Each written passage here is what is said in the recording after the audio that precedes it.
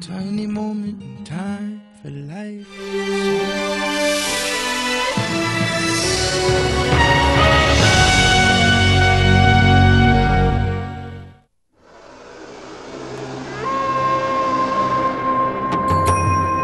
In the Bible, there's a prophecy, and that prophecy says that in the end of time, all these people that were exiled, that we call the lost tribes of Israel, will get up and come back to Israel. And it'll start happening all over in the four corners of the world.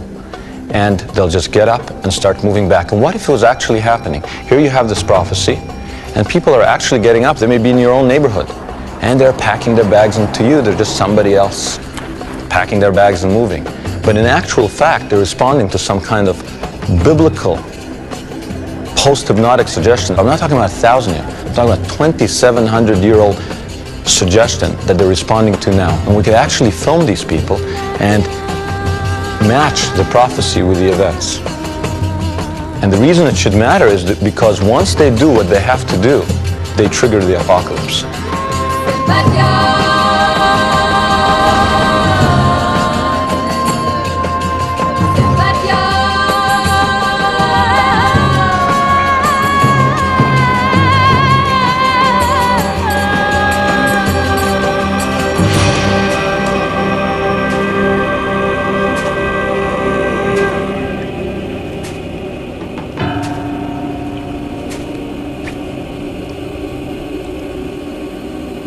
On these altars, children were sacrificed in pagan rituals.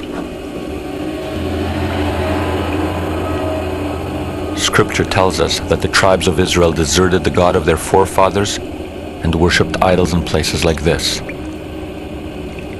The prophet said that for this sin, the Israelite tribes would be conquered and exiled until the end of time, when they would be found and redeemed.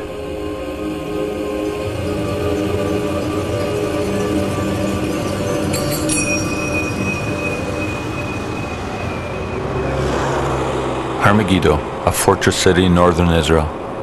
It is known to the world as Armageddon, a name synonymous with the apocalypse. But it won't happen before the Israelite tribes who once lived here return.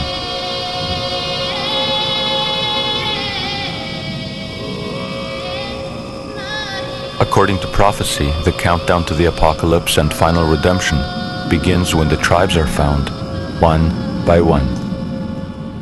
So this is the challenge before us. How are we going to find millions of people that no one has noticed? When I say find them, I don't mean discovering a people that's never made contact with Westerners.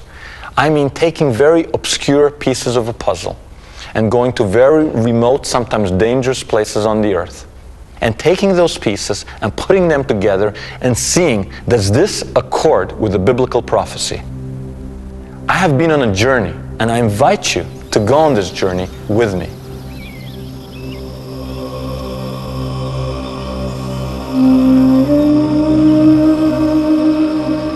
In the early 1980s, I went to Africa to document the plight of the Falashas, the black Jews of Ethiopia.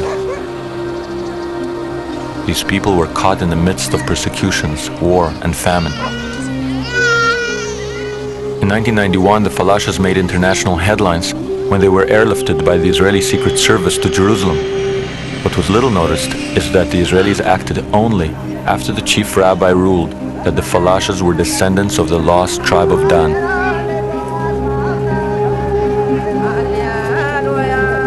Can you imagine the lost tribes of Israel making front page news?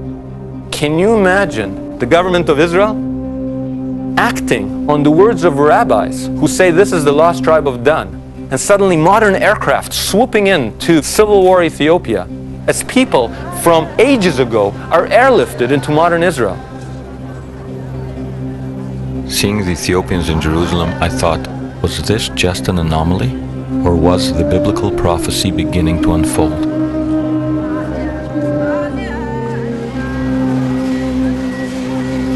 Seven years after the Falasha airlift in a tomato packing plant near the Gaza Strip, I came across a small group that most Israelis take for Thai guest workers. They are a people who come from the hill country on the India-Burma border.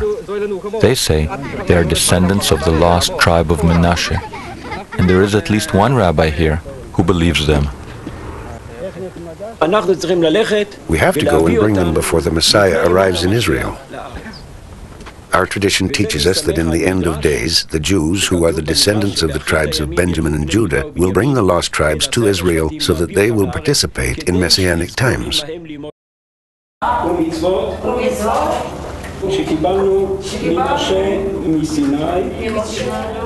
Can the rabbi be right?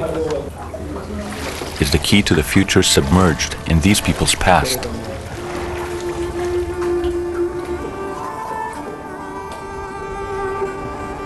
The story begins 2,900 years ago, when after Solomon's death, his biblical kingdom split into two. In the south, Judea, home to 3 tribes including Judah, which gave its name to modern-day Jews. In the north there was Israel, home to the people that would later be called the lost tribes of Israel.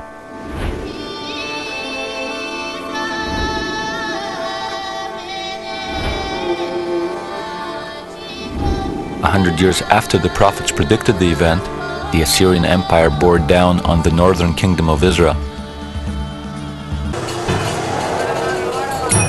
The prophecy also foretells that it is Menashe and Ephraim that will take the lead in the return. The hill country where Burma meets India is home to the people called Manmase or Manasseh, who are now claiming descent from the lost tribe of Menashe.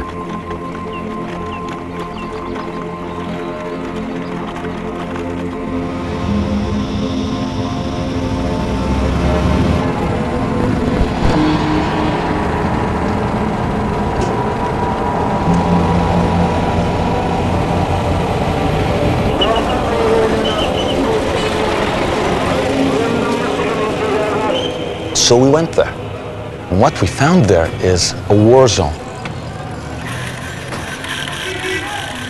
Over and over in pursuit of the tribes, we found ourselves in the middle of a war zone. And what's the war about? It's about territory and ethnicity. And these people that call themselves Menashe are fighting a people called Naga, and the Naga are saying, their enemies are saying, you don't belong here. You know, and we know that you're not from here. Would you ever think that on the Indian-Burmese border there's a tribal conflict and being an Israelite is part of the issue?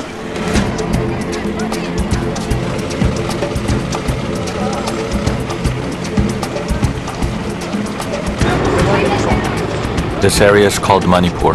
It swarms with insurrectionist groups, and the Indian government has responded by turning Manipur into a police state.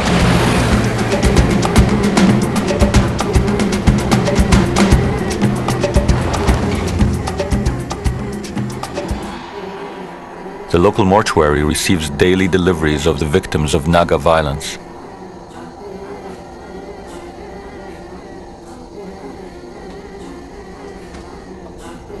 In response, the Manasseh have begun to organize an underground army.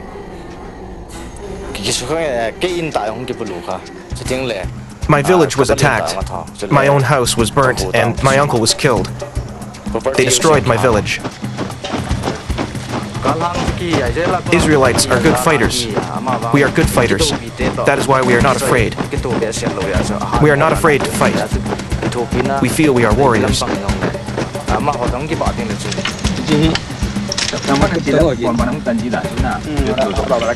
We obtained this never-before-seen footage